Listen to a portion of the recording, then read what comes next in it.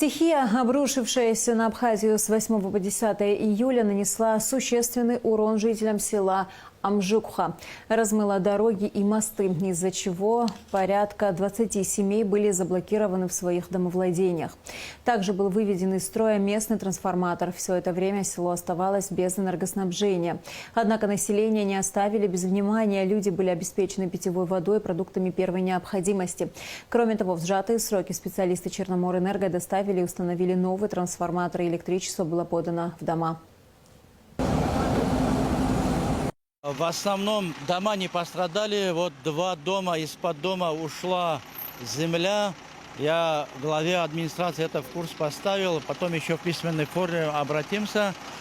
А так в основном заборы, видите, дороги, мосты подмыло.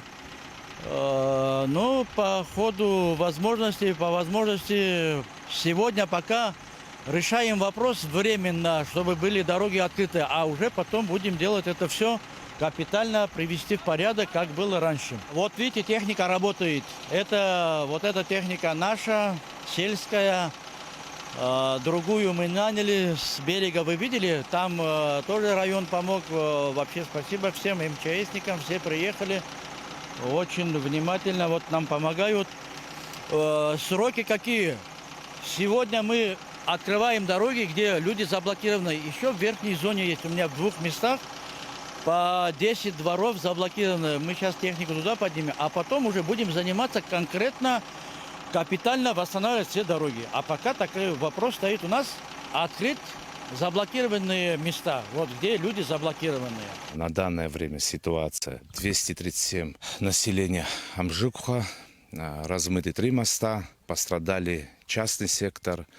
Помощь оказана. У нас сегодня техника. Мы одну единицу техники перебросили в Гагрицкий район, перебросили экскаваторы, самосвалы, всю технику в село Амжукха. Идут работы по той технике, что мы имеем, по тем возможностям, мы оказываем помощь. Плюс была оказана помощь депутатам Народного собрания Лакоба Асланом Султановичем. Это касаемо обеспечением хлеба, водой. Населению оказывается помощь. Без внимания не оставили население пострадавших. И я еще, пользуясь случаем, хочу поблагодарить побратимы города Гудауты,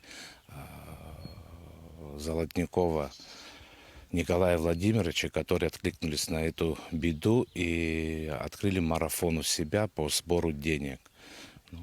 Уже после всего мы как-то озвучим, какая сумма была, какая была оказана помощь нашими побратимами. Объем работы большой, мы знаем, это не день, не 2, не 3, все это будем решать.